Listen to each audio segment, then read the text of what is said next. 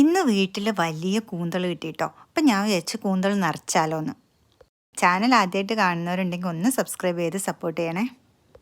വെളിച്ചെണ്ണ ചൂടാക്കി അതിലേക്ക് വലിയ ജീരകം ഇടുക. അതിനുശേഷം ഒരു വലിയ സവാള കൊത്തിയരിഞ്ഞത് ഉപ്പിട്ട് വഴറ്റിയെടുക്കാം.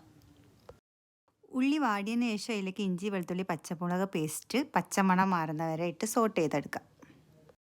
ഇനി ഇതിലേക്ക് ഒരു ചെറിയ തക്കാളി അരിഞ്ഞും കൂടി ചേർത്ത് ഒന്ന് വാട്ടിയെടുക്കാം. അതിനുശേഷം കുറച്ച് മുളകും പൊടിയും മഞ്ഞൾപ്പൊടിയും ചേർത്ത് നന്നായിട്ടൊന്ന് വഴറ്റിയെടുത്തതിന് ശേഷം കൂന്തലിൻ്റെ പാർട്സൊക്കെ ഉണ്ടാവില്ലേ, അതൊക്കെ ഇതിലേക്ക് അരിഞ്ഞ് ചേർത്ത് കൊടുക്കുക കേട്ടോ. ഇതിൽ തന്നെ വെള്ളം ഇറങ്ങി വരും കേട്ടോ. അതിനുശേഷം കുറച്ച് കുരുമുളക് പൊടിയും കൂടി ചേർത്ത് ലാസ്റ്റ് കൂന്തൽ വെന്തതിന് ശേഷം ഒരു സ്പൂണ് തേങ്ങ ചിരകിയത് ഞാൻ ചേർത്ത് കൊടുക്കുന്നുണ്ട് കേട്ടോ. ലാസ്റ്റ് മല്ലിച്ചപ്പും കറിവേപ്പിലയും കൂടി ആഡ് ചെയ്യാം. ഇനി വൃത്തിയാക്കി വെച്ച കൂന്തലിലേക്ക് ഈ ഒരു മസാല നിറച്ചിട്ട് ആവിയായിട്ട് എടുക്കുക കേട്ടോ.